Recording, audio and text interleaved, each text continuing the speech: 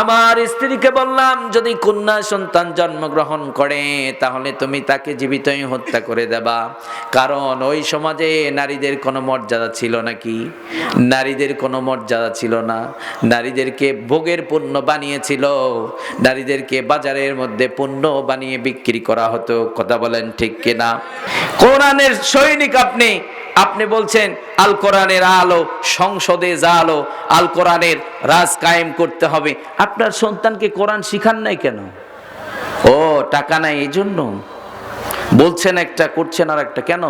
আজকে বাংলাদেশের সকল মুসলমান যদি চায়, সত্যি আমরা চাই আগামীর বাংলাদেশ কোরআনের বাংলাদেশ হবে, আগামীর রাষ্ট্রপ্রধান এমন একজন রাষ্ট্রপ্রধান আমরা দেখতে চাই যার ইমামতিতে মরণের আগে 2 রাকাত সালাত আমরা আদায় করতে পারবো।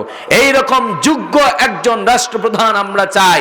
আমরা যদি সংগ্রাম করি, আল্লাহর কাছে দোয়া করতে থাকি, আমার বিশ্বাস রব্বুল আলামিন আপনাকে আমাকে ওমর রাদিয়াল্লাহু তাআলা আনহুর প্রকৃত উত্তরসূরি আমাদেরকে দান করবেন। কথা বলেন ঠিক কিনা?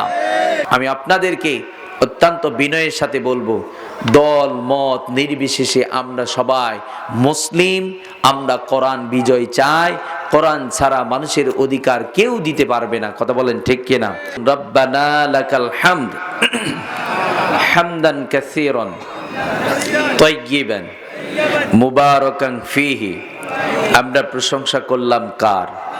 আল্লাহর প্রশংসা করতে পেরে খুশি না বেজার?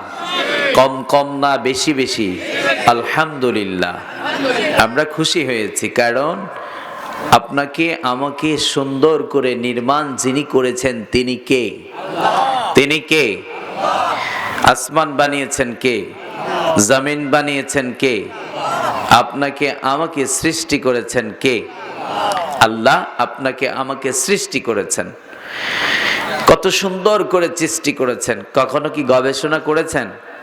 হ্যাঁ, ক্ষমতা পাওয়ার পরে শুধু লাপান না, খায় ফেলাম সবকিছু। আমরা আজকে কোরআন এবং সুন্নাহর আলোকেই কথা শুনবো। অনেক মানুষ বলে আজকের এই প্রোগ্রামটি হচ্ছে মসজিদ কেন্দ্রিক, মসজিদের উন্নয়ন কল্পে আজকের এই তাফসির মাহফিলটি। আমার আগে চমৎকার করে কথা বলছিলেন, কোরআন এবং সুন্নাহ থেকে রিলি করে করে কথা বলেন হাফেজ কারি হযরত মাওলানা মুফতি মামুনুর রশিদ সাহেব, বারাকাল্লাহু ফি হায়াতি। সবাই পড়ে না আমিন। ভাইজান কোরআন এবং সুন্নাহর আলোকে কথা বলছিলেন। এই রকম প্রতিদিন কোরআন এবং সুন্নাহ থেকে কথা হচ্ছে। এটা হবে না বন্ধ হবে? এটা চলবেই, কারণ জমিন তো আল্লাহর, আসমান তো আল্লাহর, আমি তো আল্লাহর, আমি তো আমার না, আমি আমার না। কথা কয় না? Control car? এটা বলতে আমার খুব ভালো লাগে, আমি আমার না। আমি যে আমার না, আমি তো সেই রবের। আমার উপরেই তো আমার নিজের কর্তৃত্ব নেই। তারা যদি কোরআনে হাত লাগাতে আসে, খবর আছে না নাই? কোরআনে হাত দিতে এসো না, পুরো সরকার হয়ে যাবে। কথা কয় না? তো কোরআনের মাহফিলগুলো থেকে আমরা হক কথাগুলো, যারা কোরআন এবং সুন্নাহর আলোকে কথা বলেন মাঠে ময়দানে, আমরা এই হক কথাগুলো বলি। তো একদল মানুষ এটাকে রাজনীতি ভেবে নেয়। কি ভেবে নেয়? বিরক্ত হচ্ছেন আপনারা? ওঠাওটি একজন উঠবেন না, সমস্যা হবে বলবেন দোয়া করে দেবো, কোনো সমস্যা নেই, কিন্তু উঠে কষ্ট দিবেন না। আমি কিন্তু আপনাদের মেহমান, বুঝতে পেরেছেন তো? হক কথা কইলেই চোর চুরি করছে এটা বললে হয়ে যায় রাজনীতি। এই দেশে দুর্নীতি আছে না নাই?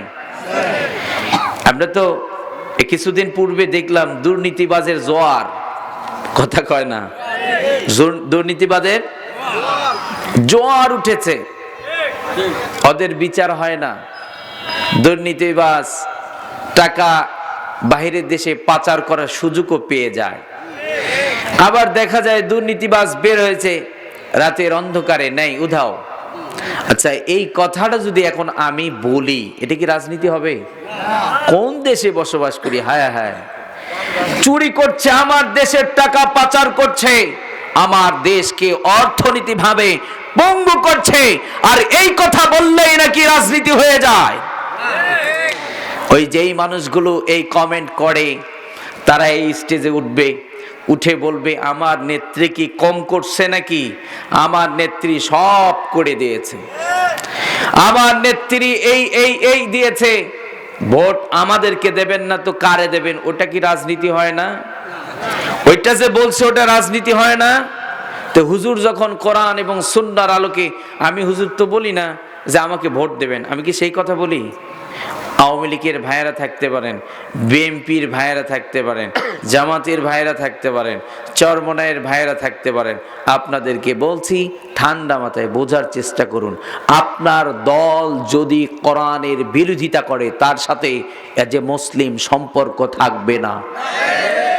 বাবা যদি কোরআনের বিরোধিতা করে বাবার কথা ততক্ষণ পর্যন্ত মানা যাবে যতক্ষণ পর্যন্ত আল্লাহর বিধানের সাথে সাংঘর্ষিক না হয়। কথা বলেন ঠিক কিনা? লা তুআতা লি মাখলুকিন ফি মাসিয়াতিল খালিক। আল্লাহর কথার বাইরে অন্য কারো কোনো কথা চলবে না। আপনি আওয়ামী লীগ করছেন, দল করতে গিয়ে দল কানা। আপনি বিএনপি করছেন, দল করতে গিয়ে দল কানা। আপনি জামাত করছেন, আপনি দল করতে গিয়ে দল কানা হওয়া যাবে না। জামাত ইসলামও যদি কোরআনের বিরোধিতা করে আমরা যেমনটি করে প্রতিবাদ করব, আওয়ামী লীগ যদি কোরআনের বিরোধিতা করে আমরা সেখানেও প্রতিবাদ করব। কারণ হচ্ছে কোরআন আমার জীবন, কোরআন আমার মরণ, কোরআন আছে সফলতা আছে, কোরআন নেই সফলতা নেই। কথা বলেন ঠিক কিনা? এই পৃথিবী ছিল অন্ধকার, কোরআন এই পৃথিবীকে আলোকিত বানিয়ে দিয়েছেন। কথা বলেন ঠিক কিনা? এখন আপনাকে চয়েস করতে হবে কোন দলটা কোরআনের রাজ কায়েম চায়। যারা চায় বাংলার জমিন কোরআনের জমিন হোক, যারা চায় তাদের সাথে থাকার দরকার আছে না নাই? কারণ দল হচ্ছে দুইটা। কয়টা? একটা হলো হিজবুল্লাহ আর একটা হচ্ছে হিজবুশ শাইতান। আপনি যে দলের সাথে আছেন সেই দলের কর্মকাণ্ডগুলো যদি আল্লাহর দলের সাথে মিলে যায়, মানে হিজবুল্লাহ আল্লাহর সন্তুষ্টির জন্য হয়ে যায়, তাহলে তো কোনো সমস্যা নেই। আপনার সাথে আমার কোনো দ্বন্দ্ব নেই, কারণ আপনিও মুসলিম আমিও মুসলিম, আপনিও কোরআন বিজয় চান আমিও চাই, আপনার সাথে তো দ্বন্দ্ব নেই। কথা বলেন ঠিক কিনা? কিন্তু আপনার দল যদি, আপনি দল করতে গিয়ে আপনার দল কোরআন মানে না, আল্লাহ মানে না, রসুল মানে না, আপনি কোনো প্রতিক্রিয়া আপনার নেই, কোরআনের বিরোধিতা করছে, আপনার একটুও লাগে না, তাহলে তো বুঝতে হবে ওই দলের। কথা কোন ঠিক কিনা? এখন কথা হচ্ছে আমরা বিগত সময়গুলোতে দেখেছি কোরআনের মাহফিলে বাধা দেয়া হতো। বাংলার জমিনে কয়টা যাত্রা পালায় বাধা দেয়া হয়েছে? হয়েছে কি? হয় নাই। কিন্তু কোরআনে তাফসীর মাহফিলে বাধা দিয়ে দিয়ে কোরআনের মাহফিলগুলো বন্ধ করা হয়েছে। কথা বলেন ঠিক কিনা? যেই কোরআনের পাখির কথা শুনে মানুষ অন্য ধর্ম অবলম্বী তার হাতে হাত রেখে মুসলিম হয়েছে, যিনি আমাদের গৌরব, আমাদের কোরআনের পাখি ছিলেন। আমরা অনেক সময় পার করেছিলাম, তারপরও আশা ছিল, বুকে স্বপ্ন ছিল যে কোরআনের পাখি আবারও আমাদের মাঝে আসবে, কোরআন এবং সুন্নাহ থেকে সুমধুর কণ্ঠে কোরআনের বাণীগুলো ছড়িয়ে দেবেন। কিন্তু সেই আশা আমাদের পূরণ হয় নাই। কথা বলেন ঠিক কিনা? কথা বলেন ঠিক কিনা? বাংলার জমিনে চোর বাটপারদের তারা মূল্যায়ন করেছে।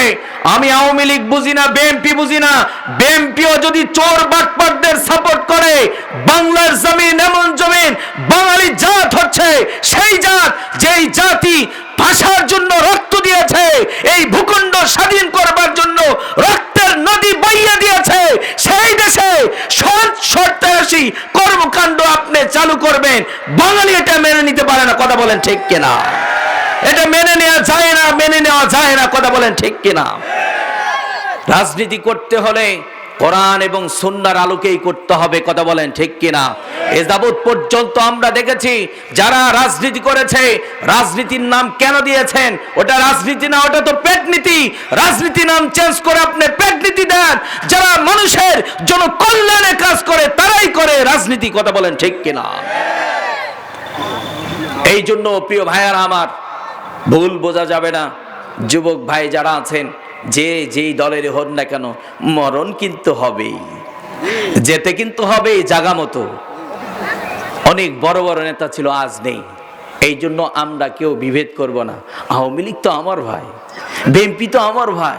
আপনার আমার এমন একটা পরিচয় আছে, যেই পরিচয়, যেই বন্ধনটা হচ্ছে ঈমানের বন্ধন। কথা বলেন ঠিক কিনা? এমন একটা বন্ধন, ফিলিস্তিনে দেখেন মুসলমান মার খায়, আমরা কান্না করি। এটা হলো ঈমানের বন্ধন। কারণ আপনার আমার প্রিয় নবী সাল্লাল্লাহু আলাইহি ওয়াসাল্লাম বলেন, ও আমার উম্মতেরা, পৃথিবীতে যত মুসলমান আছে সকল মুসলমান একটা দেহের মতো। কিসের মতো? সমস্ত মুসলমান একটা দেহের মতো। শরীরের যে কোনো অঙ্গে যখন আঘাত লাগে, পুরাটা শরীরের মধ্যে ওই আঘাতটা অনুভব হয়। কথা বলেন ঠিক কিনা? কথা বলেন ঠিক কিনা? ফিলিস্তিনে মুসলমানদের রক্ত ঝরে, আমরা কান্না করি, আমরা মিছিল করি, মিটিং করি। এটা ঈমানি শক্তি, ঈমানের বন্ধন আছে, এই জন্য আমরা সেখানে প্রতিবাদ করি। কথা বলেন ঠিক কিনা?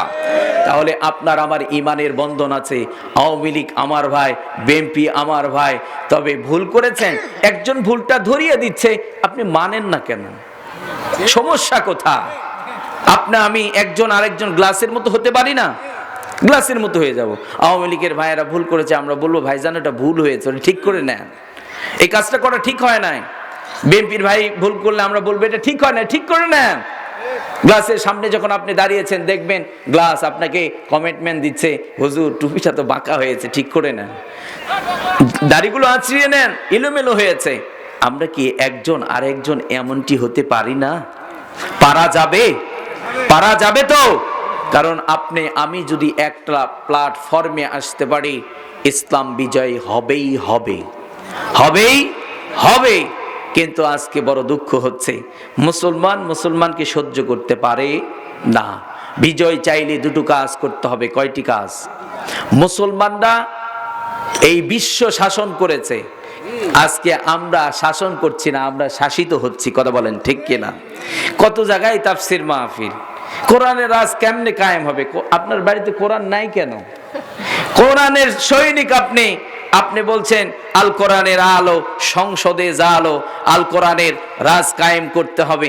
আপনার সন্তানকে কোরআন শিখান নাই কেন? ও টাকা নাই এই জন্য বলছেন একটা, করছেন আর একটা। কেন? এমনটি করা যাবে না। রিয়েল চিন্তা ভাবনা আনতে হবে। কোরআন আপনাকে জানতেই হবে, কারণ কোরআন ছাড়া সফলতা পাওয়া যাবে না। আপনি আমি যারা এখানে আছি, আজকে প্রথম মেসেজ হচ্ছে আমাদের মধ্যে ভুল করবে, ছোটরা ভুল করবে, বড়রা শুধরিয়ে দেবে। যেই যার সামনে ভুল করবে, সুন্দর ভাষায় সুন্দর আচরণের মধ্য দিয়ে আমরা এগুলো ক্লিন করব। দেখবেন ভালোবাসার একটা প্রাচীর কায়েম হবে। ইহুদি খ্রিস্টানরা এখানে বারবার আঘাত করতে চাইবে, কিন্তু রিটার্ন ব্যাক হবে, তারাই পরাজিত হবে, আমরাই জয়ী হব। কথা বলেন ঠিক কিনা? এই জন্য রব্বুল আলামিন বলছেন, ও আমার গোলাম, ওয়াল্লাযীনা মাআহু আশিদ্দাউ আলাল কুফফার। রব্বুল আলামিন বলছেন, ও আমার গোলাম, আমার বিশ্বনবী সাল্লাল্লাহু আলাইহি ওয়াসাল্লাম এবং তার সাথীদের দুটো আদর্শ ছিল। কয়টা আদর্শ? সবাই একটু বলবেন কয়টা আদর্শ? দুইটা আদর্শ ছিল। প্রথম নাম্বার আদর্শ হচ্ছে, একজন মুমিন আর একজন মুমিন জানের জান হবে, প্রাণের প্রাণ হবে।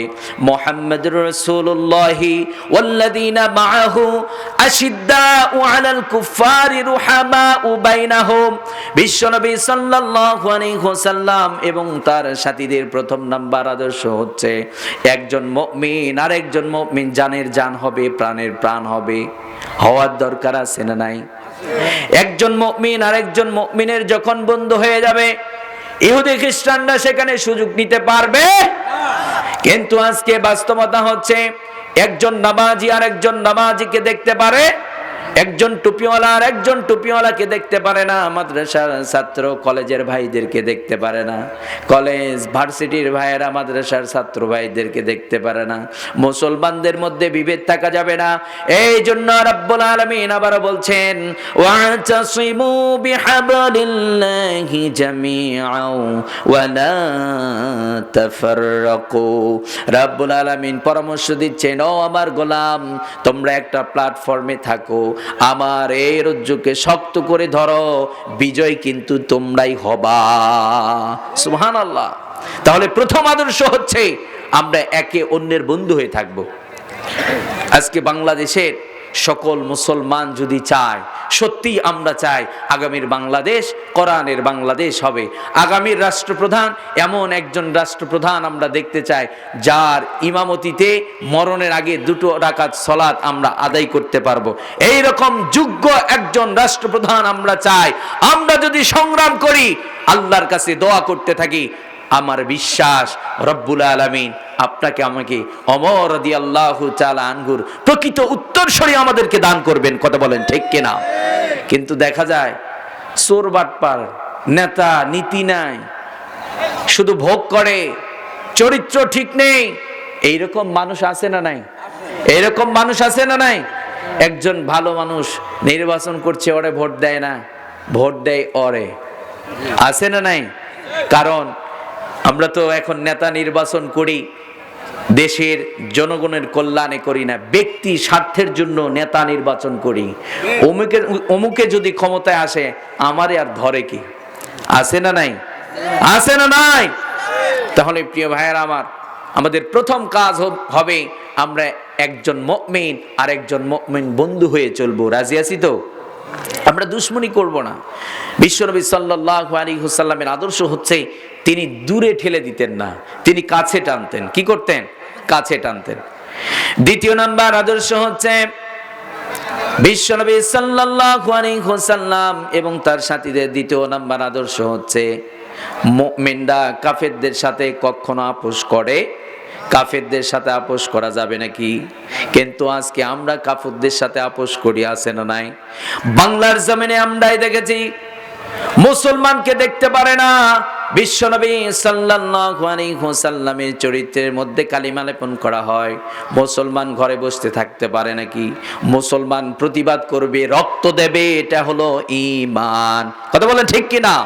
কিন্তু আমরা প্রতিবাদ করেছি, আমরা রক্ত দেওয়ার জন্য রাজপথে নেমেছি। একদল সেই দাদা বাবুদেরকে খুশি করবার জন্য নিরহ মুসলমানদের উপর গুলি চালিয়েছিল। কথা বলেন ঠিক কিনা? তারা মুসলমানদেরকে সহ্য করতে পারে না, তারা দীর্ঘদিন ক্ষমতায় থাকবার জন্য কাফের মুশরিকদের সাথে আতাত করে, আছে না নাই? কিন্তু রব্বুল আলামিন বলছেন একজন মুমিন আর একজন মুমিন জানের জান হবে, প্রাণের প্রাণ হবে, নিজের খাবার উঠিয়ে দেবে অন্য আরেকজন ভাইয়ের মুখে। কিন্তু মুসলমান মুসলমানকে দেখতে পারে না। কিন্তু আজকে কাফেরদের সাথে চমৎকার সম্পর্ক আছে না নাই? আজকে যদি এই দুইটা কাজ করতে পারি, আমরা একজন মুমিন আরেকজন মুমিন বন্ধু হয়ে থাকবো, তাহলে কাফের মুশরিকরা দূর থেকে সুযোগ নিতে পারবে না। কিন্তু আজকে আমরা যখন দেখি চরমোনাই জামাত এই সেই মারামারি শুরু হয়ে গেছে, মুসলমানদের মধ্যেই যখন মারামারি শুরু, তখন দেখে সুযোগ এইটাই, সুযোগ এইটাই, এই সুযোগ কাজে লাগাতে হবে। কিন্তু সেই সুযোগ তাদেরকে দেওয়া যাবে, সেই সুযোগ তাদেরকে দেওয়া যাবে। কুড়াল দে বাঁশ কাটে, কি করে? কুড়াল দে বাঁশ কাটে। বাঁশ এখন কুড়ালকে বলে আমাকে যে কাটছেন আমার তো কষ্ট হয়। কুড়াল এখন বাঁশকে বলতেছে আমার কি কাটার শক্তি আছে? আমার পাছায় ওই যে আপনার জাতি ভাই ঢুকছে, তাই তো আমাকে কাটতেছে। কথা বলেন। আজকে মুসলমানদেরকে কেউ কাটতে পারবে না যতক্ষণ পর্যন্ত মুসলমানের ছিদ্র দিয়ে মুনাফিক মার্কা মুসলমান না ঢুকবে। কথা বলেন ঠিক কিনা? আজকে বাংলার জমিনে মুনাফিকের সংখ্যা কম না বেশি? কম না বেশি? বেশি। প্রিয় ভাইয়ারা আমার, আমি আপনাদেরকে অত্যন্ত বিনয়ের সাথে বলবো, দল মত নির্বিশেষে আমরা সবাই মুসলিম, আমরা কোরআন বিজয় চাই, কোরআন ছাড়া মানুষের অধিকার কেউ দিতে পারবে না। কথা বলেন ঠিক কিনা? কথা বলেন ঠিক কিনা? আমরা সবাই কোরআন বিজয় চাই কি চাই না? কারা কারা চান আগামীর বাংলাদেশ কোরআনের বাংলাদেশ হোক? আমরা সবাই চাই তো? আমরা সবাই চাই তো? লিল্লাহে তাকবীর। আল কোরআনের আলো, আলেম ওলামা যেখানে। একটু হাত নাড়াচাড়া করেন তো ভাইজান, একটু এক্সারসাইজ করেন, এক্সারসাইজ করেন, এনার্জিটা ফিরে পাবেন। লিল্লাহে তাকবীর। আল কোরআনের আলো, আলেম ওলামা যেখানে। লিল্লাহে তাকবীর। আল্লাহ সুবহানাহু ওয়া তাআলা আপনাকে আমাকে কোরআনের প্রকৃত সৈনিক হিসাবে কবুল করুন। সবাই পড়েন আমিন।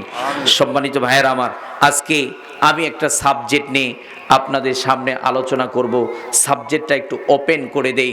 আজকে আমরা একটা সাবজেক্ট নিয়ে আলোচনা শুনবো। সাবজেক্টটি হচ্ছে, আমরা সবাই প্রকৃত মুমিন হতে চাইলে আপনার আমার যে 5টি বৈশিষ্ট্য থাকতে হবে। একজন প্রকৃত মুমিন বান্দার 5টি বৈশিষ্ট্য আজকে আমরা জেনে যাব। কয়টি বৈশিষ্ট্য? আপনি নিজেকে মুমিন দাবি করছেন, আমরা সবাই মুমিন দাবি করি কি করি না? আমি একজনকে বললাম আপনি প্রকৃত মুমিন, আল্লাহ বলছেন এটা এলাও হবে না। তুমি যদি প্রকৃত মুমিন হও তাহলে তোমার কিছু কোয়ালিটি থাকবে। কি থাকবে? তোমার কিছু কোয়ালিটি থাকবে। যুবক ভাই যারা আছেন, ওর ঈমান কেমনে আনতে হয় আমাদের যুবক ভাইয়েরা জানে না। যুবকরা আজকে জানে গান বাজনা, যুবকরা পারে ইংলিশ। আজ যুব সমাজ ধ্বংসের দ্বার প্রান্তে। কথা বলেন ঠিক কিনা? আজকে যুবক সন্তানকে নিয়ে বাবা পেরেশান, বাবা ইয়াবা আছে না নাই? আছে না নাই? সন্তানগুলোকে প্রকৃত মুমিন বানাতে হবে। ইমানদার দাবি করার বিষয় নয়, ইমানদার প্রকৃত ইমানদার হতে চাইলে আল্লাহ যে গাইডলাইন দিয়েছেন এটা ফলো করতে হবে। তাহলে আজকে আলোচনার সাবজেক্ট হচ্ছে একজন প্রকৃত মুমিন বান্দার 5টি বৈশিষ্ট্য। কয়টি বৈশিষ্ট্য? সবাই কথা কয় না, রাগ করেছেন আপনারা? আপনারা যদি আমার সাথে একটু কথা না বলেন তাহলে হয়তো বা আমার আলোচনা সেরকম হবে না। সবাই একটু কথা বলবেন। একজন প্রকৃত মুমিন বান্দার কয়টি বৈশিষ্ট্য? 5টি বৈশিষ্ট্য আমরা জানবো। প্রকৃত মুমিন বান্দার 5টি বৈশিষ্ট্য, এগুলো জানার পরে একটু আমরা ভেরিফাই করব এই বৈশিষ্ট্যগুলো আমি যে মুমিন দাবি করছি এই বৈশিষ্ট্যগুলো আমার মধ্যে আছে কিনা। যদি না থাকে এগুলো আমরা এই গুণগুলো এই বৈশিষ্ট্যগুলো অর্জন করব। রাজি আছি তো? রাজি আছি তো? ইনশাআল্লাহ। আল্লাহ সুবহানাহু ওয়া তাআলা এই প্রকৃত মুমিন বান্দার 5টি বৈশিষ্ট্য এই সাবজেক্টের উপর আলোচনা ওপেন করার জন্য আমি আপনাদের সামনে মহাবিশ্বের চিরবিস্ময় বিপন্ন পৃথিবীর অনিবার্য ঠিকানা আল কোরআন আল কারীমের সূরাটির নাম হচ্ছে সূরাতুল আনফাল। নাম কি? সবাই একটু বলেন না। হ্যাঁ হ্যাঁ, একটু কথা বলেন সবাই। পিছনের ভাইয়েরা রাগ করেছেন, সবাই একটু বলেন সূরাটির নাম কি? সূরাটির নাম কি? কথা কয় না। মানে এমন ভাবসাব, আল্লাহ চাইলে মনে হয় জবান আর বন্ধ করতে পারবে না। আল্লাহ পারবে না? নেতা নেত্রী স্লোগানতে এত আসতে হয় না। কোরআনের একটি সূরার নাম বলবেন, এটাও আপনারা বলতে চাচ্ছেন না তো। যাই হোক, আপনাদেরকে যদি ঠেলাঠেলি শুরু করি রাত ফুরায় যাবে। সব এলাকার শ্রোতা সমান না। তবে আমার একটা অভিজ্ঞতা, জয়পুরহাট এরপরে ডুগডুগি এই সাইটে মোটামুটি শ্রোতারা অনেক সজাগ। তাদেরকে টাচ করা মাত্র তারা একদম মানে কথা বলে, তারা চুপ করে থাকে না। আমি যেন সেই অভিজ্ঞতাটা আজকে অর্জন করতে পারি। সূরাটির নাম কি? সবাই সূরাটির নাম কি? সূরাতুল আনফালের 2 এবং 3 নাম্বার। কয়টি আয়াত? 2 এবং 3 নাম্বার। মোট 2টো আয়াতে কারিমা তেলাওয়াত করেছি। এই 2টো আয়াতে কারিমার মধ্যে আল্লাহ সুবহানাহু ওয়া তাআলা একজন প্রকৃত মুমিনের 5টি বৈশিষ্ট্যের বর্ণনা দিয়েছেন। কান দুটো খাড়া করে দেন, দিয়ে এগুলো মেমোরিতে ঢুকান। ওয়াজ শুনতে এসেছেন, এগুলো যদি বাড়িতে না নিয়ে যান তাহলে কিন্তু কোনো কাজ হবে না। এই জন্য আমরা কান দুটো খাড়া করে দেই, আলোচনাগুলো রিসিভ করি। একটা একটা করে রিলি করে করে বলছি, আপনারা একটু রিসিভ করেন। শুরু হয়ে গেল প্রকৃত মুমিন বান্দার 5টি বৈশিষ্ট্য। রব্বুল আলামিন বলেন, ইন্নামাল মুমিনুনাল্লাযীনা ইযা যুকিরাল্লাহু ওয়াজিলাত কুলুবুহুম। রাব্বুল আলামিন বলছেন, নিশ্চয় তারা প্রকৃত মুমিন যাদের সামনে আমি রবের জিকির করা হলে, আমি রবের কথা আলোচনা করা হলে যাদের হৃদয়ের মধ্যে কম্পন শুরু হয়ে যায়, যাদের হৃদয়ের মধ্যে সাইলেন্ট বাজতে শুরু করে দেয়, রব্বুল আলামিন বলছেন তারাই হলো প্রকৃত মুমিন। তাহলে যারা প্রকৃত মুমিন বান্দা হবে তাদের প্রথম বৈশিষ্ট্য হবে তাদের হৃদয়ের মধ্যে কার ভয় থাকবে? সবাই একটু বলবেন, কার ভয় থাকবে? যাদের হৃদয়ে আছে আল্লাহর ভয় তারা কভু পথ ভুলে যায় না। যাদের হৃদয়ে আছে আল্লাহর ভয় তারা কভু পথ ভুলে যায় না। রাতের আধারে যারা সিজদাতে রয়, দু চোখের অশ্রুতে নদী যেন বয়। আল্লাহু আকবার। আল্লাহর ভয় থাকে, শীতের মধ্যে শুয়ে থাকে না, ঠান্ডা পানি দিয়ে ওযু করে মসজিদের দিকে দৌড়াইতে থাকে, কার ভয়ে? এই জন্য রব্বুল আলামিন বললেন, ও গোলাম, তুই যদি নিজেকে প্রকৃত মুমিন দাবি করিস তাহলে তোর হৃদয়ের মধ্যে কেবলমাত্র ভয় থাকবে আমার। প্রকৃত মুমিন যারা হবে তারা পুলিশকে ভয় করে না, তারা র্যাবকে ভয় করে না, তারা দাদাবাবুকে ভয় করে না, ওরা ভয় করে কারে? আর যারা রবকে ভয় করে, রব্বুল আলামিন বলছেন, ইন্না আকরামাকুম ইনদাল্লাহি আতকাকুম। রব্বুল আলামিন বলছেন, যারা আমি রবকে ভয় করে, যারা মুত্তাকি পরহেজগার, যাদের মধ্যে তাকওয়া আল্লাহ আছে, তারাই আমার কাছে সেরা। সুবহানাল্লাহ। তাহলে আমরা ভয় করব কারে? আল্লাহকে ভয় করবেন। আল্লাহকে ভয় করবেন, আপনার দ্বারা কোনো অপরাধ হবে না। যারা আল্লাহকে ভয় করে তারা মানুষকে এক নাম্বার বলে দুই নাম্বার জিনিস দেয় না। যারা আল্লাহকে ভয় করে তারা দেশের সম্পদ অন্য দেশে পাচার করতে পারে নাকি? কারণ রব্বুল আলামিন আবার অন্যত্র জায়গায় বলছেন, ওয়াত্তাকু ইয়াওমা তুরজাউনা ফীহি ইলাল্লাহ। রব্বুল আলামিন বলছেন, ও গোলাম, তোমরা ওই দিনকে ভয় করো। কোন দিন? সবাই একটু কথা বলবেন। ওয়াত্তাকু ইয়াওমান তুরজাউনা ফীহি ইলাল্লাহ। রব্বুল আলামিন বলছেন, ও গোলাম, তোমরা ওই দিনকে ভয় করো।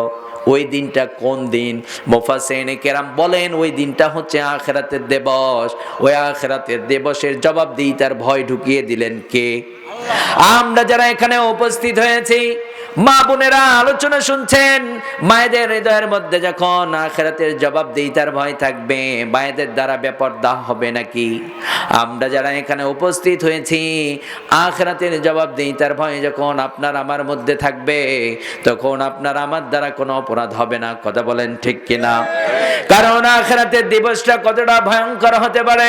যেদিন আপনার মা আপনারে চিনবে না, যেদিন আপনার বাবা আপনারে চিনবে না, যেদিন আপনার ভাই আপনারে চিনবে না, যেদিন কেউ আপন হবে না। আপনি একটা নেকির কারণে জান্নাতে যাইতে পারছেন না, মাকে ডাক দিয়ে বলা হবে, আপনার সন্তান একটা নেকির কারণে জান্নাতে যাইতে পারছে না। মাকে যখন বলা হবে, মা বলবে, দুনিয়াতে আমার বিবাহ হয় নাই, আমার সন্তান ছিল না। অথচ মা সন্তানের জন্য দুনিয়াতে জীবন দিতে প্রস্তুত। কথা বলেন ঠিক কিনা? এমনও মা আছে, সন্তান জন্মে গ্রহণের পরে সন্তান ভূমিষ্ঠ হয়েছে, বাবা ইন্তেকাল করেছে, মা যুবক মানে একদম যৌবন আছে, তাগড়া, অথচ অন্য জায়গায় বিবাহ হয় না, সন্তানের মুখের দিকে তাকিয়ে। কথা বলেন ঠিক কিনা? চাইলে বিবাহ বসতে পারে, কিন্তু সন্তানকে কে লালন পালন করবে? ওই মাকে জিজ্ঞেস করা হবে, আপনার সন্তানকে তো চমৎকার মোহাব্বত করতে, তোমার সন্তান আজকে একটা নেকির কারণে জান্নাতে যাইতে পারছে না। মা বলবে, দুনিয়াতে আমার বিবাহ হয় নাই, আমার সন্তান ছিল না, আমার ছেলে ছিল না, আমার মেয়ে ছিল না, আমার স্বামী ছিল না, আমার ফ্যামিলি ছিল না। মা সন্তানের কাছ থেকে বিদায় নেবে। এইবার বাবাকে নাক দিয়ে বলা হবে, ও ও বাবা, তোমার সন্তান একটা নেকির কারণে জান্নাতে যাইতে পারছে না। বাবা ডাক দিয়ে বলবে, আমি তো বিবাহ করি নাই, আমার কোনো সন্তান ছিল না, আমার ফ্যামিলি ছিল না, আমার বিবি ছিল না। বাবা সন্তানের কাছ থেকে দৌড়াইতে থাকবে। এইবার ভাইকে ডাক দিয়ে বলা হবে, ভাই ভাইয়ের পরিচয় দেবে না। বোনকে বলা হবে, বোন বোনের পরিচয় দেবে না। ও যুবক, যেই নেতার ইশারায় মানুষ খুন করেছো, যেই নেতার ইশারায় মানুষকে গুম করেছো, মুফাসসিরের হাতে গায়ে হাত উঠিয়েছো, মানুষ হত্যা করেছো, দুর্নীতি করেছো, ওই দিন বুঝি ওই নেতা আপনার পাশে থাকবে। কেউ কথা কয় না। হ্যাঁ হ্যাঁ, কি যে বাজে অবস্থা, কথা কন না কেন রে ভাই। শোনেন, বক্তা তখনই ভালো ওয়াজ করতে পারবে যখন আপনাদের রেসপন্স ভালো থাকবে। সব মনে হয় ঘুমাইতেছে। কি মন খারাপ করছেন আপনারা? মন খারাপ করছেন তো কথা কন না কা? হ্যাঁ, সেকেন্দারের বাপ বাপজান ঘুমাইতেছে। বাপজান কইতেছে মাহফিল আয়া ঘুমাইলে হইব। কোরআনের কথাগুলো শুনতে হবে। হাসির খোরাক দিচ্ছি না। তাহলে আখিরাতের দিবস বড্ড ভয়ঙ্কর, যেদিন কেউ কারো হবে না। যুবক, কার জন্য আখিরাত নষ্ট করছো? কোন মেয়েটির জন্য আখিরাত নষ্ট করছো? তুমি একটা মেয়ের প্রেমে পড়েছো, তোমার চেহারা ভালো, মেয়েটি বলছে, জান তোরে কিন্তু ছাড়বো না, প্রমিস দিলাম, জীবন দেব, তোরে ছাড়বো না। কিছুদিন যাবার পরে যখন আপনার চেয়ে আরেকটু ভালো চেহারার একজনকে পাবে, তখন আপনারে বলবে, বাই বাই টাটা, তোরে 6 তালাক। একজনও কথা কয় না। দুনিয়ার নিয়ম তো তাই। আপনার চেয়ে ভালো পাইলে 6 তালাক দিয়া আরেকটা ধরবো। ওর চেহারা ভালো, অনেক সম্পদের মালিক, যখন দেখবে তার চেয়েও আরো একটু হায়ার ক্লাস, মানে আরো একটু হাই কোয়ালিটি ভালো, তখন তারেও বলে, তোরেও বাই বাই টাটা, অপশন খোলা, সেখানে গেলাম। কথা কয় না? কথা কয় না? সেই যুবতীর জন্য, সেই নারীর জন্য আখিরাত নষ্ট করতেছো। আখিরাতের দিবসটা বড্ড ভয়ঙ্কর, বড্ড একাকিত্ব। দুনিয়াতে বিপদে পড়েছেন, আপনার মা আপনার পাশে, আপনার বাবা পাশে, চেয়ারম্যান সাহেব পাশে। এই পৃথিবীতে এমন সন্তান আছে কেউ নাই তার। জন্মের পরে মা মারা গেছে, বাবা মারা গেছে, দাদা নাই, দাদি নাই, কেউ নাই। সেই সন্তানটাও না খেয়ে মরে না, তারও পিছনে অনেকে দাঁড়ায়, তাকে সহযোগিতা করে, তাকেও কিন্তু তিলে তিলে বড় করে। কেউ না কেউ তাকে ভালোবাসা দেয়, বড় করে। কথা বলেন ঠিক কিনা? কিন্তু আখিরাতের দিবসটা বড্ড ভয়ঙ্কর, বড্ড একাকিত্ব। মা পাশে ছিল, আজ নেই। বাবা পাশে ছিল, আপনার নেই। নেতা পাশে ছিল, আপনার নেই। বড্ড একা হয়ে গেছেন। ইয়া নাফসি, ইয়া নাফসি করতে থাকবেন। আল্লাহকে বলবেন, আল্লাহ আর একটা বার ট্রাই করার সুযোগ দেন, আর একটা বার চান্স দেন। দুনিয়াতে যাব, দুনিয়া করব না, আপনার গোলামি করব। যুবক ভাই, আর একটা বার কি সুযোগ দেওয়া হবে? আর একটা বার সুযোগ দেওয়া হবে? কারণ আপনার আমার লাইফটা হচ্ছে ওয়ান টাইম, এটা নেক্সট টাইমে পাওয়া যায় না। যারা জ্ঞানী হয় তারা প্রথম সময়ে এটাকে কাজে লাগায়, এটা ফার্স্ট টাইমেই কাজে লাগায়। এই জন্য যুবক ভাই, আখিরাত নষ্ট করা যাবে না। আখিরাতের দিবসে কেউ হবে না। আল্লাহ এই জন্য বললেন, গোলাম যারা প্রকৃত মুমিন হয় তারা আমি রবকে ভয় করে। আর আমি রবের ভয় যাদের মধ্যে থাকে, আমি রবের কথা শোনা মাত্রই যাদের হৃদয়ের মধ্যে কম্পন শুরু হয়ে যায়, তাদের দ্বারা কোনো অপরাধ হয় না। কথা বলেন ঠিক কিনা? আপনি আল্লাহকে যখন ভয় করবেন, আল্লাহর কথা স্মরণ হওয়া মাত্র আপনার হৃদয়ের মধ্যে কম্পন শুরু হয়ে যাবে। ধরুন একজন যুবককে অফার করেছে একজন পর নারী। বিরক্ত হচ্ছেন আপনারা? এসেছি কোরআন থেকে কিছু শোনার জন্য, একটু মেসেজগুলো নেন। যুবক, তোমাকে এক পর নারী অফার করেছে, আপনাকে বলছে তুমি আমার সাথে জেনা করো, মন চাইবে। দুনিয়ার এই তামাশার মুখে পড়ে আপনি আখিরাতকে ভুলে যাচ্ছেন। নারীটা অফার করেছে, আপনার মন টানবে আমি যাই। কিন্তু যুবকটা যদি বলতে পারে, ইন্নী আখাফুল্লাহ, আমি আমার রবকে ভয় করি, কি বলবে? আল্লাহর স্মরণ তার হৃদয়ের মধ্যে শুরু হয়ে গেছে। কারণ সেখানে আল্লাহর জিকির, আল্লাহর বিধান স্মরণ হয়ে গেছে। জেনা করা যাবে না, জেনাকে হারাম করেছেন কে? শুধুমাত্র আল্লাহর জিকির, আল্লাহ আল্লাহ বলছি, এটাই প্রকৃত জিকির নয়। জিকির বলে আল্লাহ সুবহানাহু ওয়া তাআলা কোরআন বুঝিয়েছেন। জিকির মানে হচ্ছে আল্লাহর স্মরণ, মানে হচ্ছে আপনি যখন সুদ খাবেন, সুদি কারবারি করবেন, তখন আল্লাহর বিধানটা ওই মুহূর্তে আপনার হৃদয়ের মধ্যে স্মরণ হয়ে যাবে। স্মরণ হওয়ার সাথে সাথেই হৃদয়ের মধ্যে কম্পন শুরু হয়ে যাবে। কি করছো তুমি? করছোটা কি? তোমার রব তো এটা হারাম করেছে, এটা করা যাবে না, এটা তোমার জন্য এলাও না। কথা বলেন ঠিক কিনা? এই জন্য আমরা যারা এখানে উপস্থিত হয়েছি, প্রথম শিক্ষাই হচ্ছে আল্লাহ বলছেন যারা প্রকৃত মুমিন হবে তারা আল্লাহ ছাড়া কাউরে ভয় করে। মায়েরা যারা আলোচনা শুনছেন, যারা বেপরদায় চলেন, যারা কোরআন সুন্নাহর আলোকে জীবন করেন না, দুনিয়ার তামাশায় পড়ে গেছেন, আপনাদেরকে বলছি কোরআন ছেড়ে দেওয়া যাবে না। যেই মায়েদের মধ্যে আখিরাতে জবাবদিহিতার ভয় হবে, সেই মায়েদের দ্বারা বেপরদা হতে পারে নাকি? আজকে বড় সমস্যা হচ্ছে আমাদের নারীরা পর্দা করতে চায় না। স্ত্রী স্বামীর কাছে বায়না লাগিয়ে দেয়, আমাকে অ্যান্ড্রয়েড ফোন দিতে হবে। কি দিতে হবে? স্ত্রী স্বামীকে বলে মায়ের সাথে কথা বলবো, বাবার সাথে কথা বলবো, অ্যান্ড্রয়েড ফোন দিতে হবে। কিন্তু আমাদের বোনদের উচিত ছিল স্বামীকে বাধ্য করবে। আবার বাড়ির মধ্যে পর্দার পরিবেশ নেই, পর্দার পরিবেশ করে দেয়া হোক। এগুলো আছে না? এগুলো করার দরকার আছে না নাই? বোনদেরকে বলছি, ইসলাম তো দিয়েছিল আপনাদের মর্যাদা, সেই ইসলামকে ছেড়ে দিয়ে আজকে আপনি কোথায় মর্যাদা খুঁজছেন? ইসলাম ছাড়া আপনাদের মর্যাদা কেউ দিতে পারে না। এই পৃথিবীর ইতিহাসে এমন একটা সময় ছিল যেই সময় মায়েদেরকে ধরে ধরে জীবিতই হত্যা করে দেয়া হতো। এই রকম ইতিহাস আমরা জানি কি জানি না? পৃথিবীর ইতিহাসে এমন একটা সময় ছিল যেই সময় মায়েদেরকে ধরে ধরে হত্যা করে দেয়া হতো। বিশ্বনবী সাল্লাল্লাহু আলাইহি ওয়াসাল্লামের কাছে একজন সাহাবী, তিনি তখন পর্যন্ত ঈমান আনেন নাই। বিশ্বনবী সাল্লাল্লাহু আলাইহি ওয়াসাল্লামকে ডাক দিয়ে বললেন, নবীজি, আমি যদি এখন ঈমান আনি, রব্বুল আলামিন আমার জীবনের সমস্ত গুনাহগুলো মাফ করে দেবে নাকি?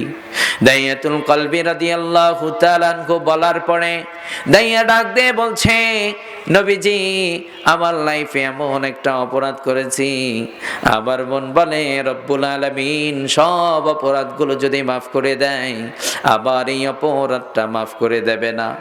বিশ্বনবী সাল্লাল্লাহু আলাইহি ওয়াসাল্লামকে দাহিয়াকে বললেন, ও দাহিয়া, কত বড় জুলুম করেছো, কত বড় পাপ করেছো, কত বড় অন্যায় করেছো, বর্ণনা দাও। তুমি নিজেই সাক্ষ্য দিচ্ছ, তোমার মন বলছে রব্বুল আলামিন তোমার এই অপরাধটা মাফ করে দেবে না। তুমি ঈমান আনলে তোমার পূর্বের যত অপরাধ আছে ইসলাম তোকে ক্লিন করে দেবে, তোকে জান্নাতের মালিক বানিয়ে দেবে। তারপর তিনি বলছেন, আমার লাইফে এত বড় একটা অপরাধ করেছি, আবার মন বলে এই। সাল্লাল্লাহু আলাইহি ওয়াসাল্লাম বললেন, দাহিয়া, কত বড় জুলুম করেছো, কত বড় অত্যাচার করেছো, বর্ণনা দাও। দাহিয়াতুল কলবি রাদিয়াল্লাহু তাআলা বলছে, নবীজি, আমার নিজ হাতে আমি আমার কন্যা সন্তানকে হত্যা করে দিয়েছি। বিশ্বনবী সাল্লাল্লাহু আলাইহি ওয়াসাল্লাম বললেন, দাহিয়া, পরিপূর্ণভাবে বর্ণনা দাও, আমি ঘটনাটি শুনতে চাই। বিশ্বনবী সাল্লাল্লাহু আলাইহি ওয়াসাল্লাম বলার পরে দাহিয়াতুল কলবি রাদিয়াল্লাহু তাআলা আনহু বলছেন, নবীজি, আমি বিজনেস করতাম, বিজনেসের জন্য বাইরে যেতাম, আবার স্ত্রী গর্ভবতী, আমার স্ত্রীকে বললাম যদি কন্যা সন্তান জন্মগ্রহণ করে তাহলে তুমি তাকে জীবিতই হত্যা করে দেবা। কারণ ওই সমাজে নারীদের কোনো মর্যাদা ছিল নাকি? নারীদের কোনো মর্যাদা ছিল না। নারীদেরকে ভোগের পণ্য বানিয়েছিল, নারীদেরকে বাজারের মধ্যে পণ্য বানিয়ে বিক্রি করা হতো। কথা বলেন ঠিক কিনা? বিশ্বনবী সাল্লাল্লাহু আলাইহি ওয়াসাল্লামকে বর্ণনা দিচ্ছেন, নবীজি আমার স্ত্রীকে কমিটমেন্ট দিয়ে আমি বিজনেসের জন্য বাইরে যেতাম, দীর্ঘদিন পরে যখন বাড়িতে ফিরে এসেছি আমার আঙিনার মধ্যে সুন্দর ফুটফুটে চেহারার একটা কন্যা সন্তান ঘোরাফেরা করছে। আবার স্ত্রীকে ডাক দিয়ে বললাম, এটা কার কন্যা সন্তান? স্ত্রী স্বামীকে ডাক দিয়ে বলছে, এটা আপনার কন্যা সন্তান। স্বামী বলছে, আমি না বলেছিলাম কন্যা সন্তান হইলে তুমি জীবিতই হত্যা করে দেবা? এইবার স্ত্রী স্বামীকে ডাক দিয়ে বলছে, স্বামী আমার, এই পৃথিবীতে এমন কোন মা আছে নাকি? মেডিকেল বিজ্ঞান বলে এই দুনিয়াতে যত সন্তান আছে প্রতিটা সন্তান মায়ের কলিজার মধ্যে লাথি দিয়ে দুনিয়ার বুকে এসেছে। কথা বলেন ঠিক কিনা? মা বলছে, স্বামী আমার নার চিরাধন, তুমি কিভাবে ভাবলে আমি মা হয়ে আমার কন্যা সন্তানকে হত্যা করে দিতে পারি? আমার কলিজার টুকরা সন্তানকে আমি হত্যা করতে পারি না।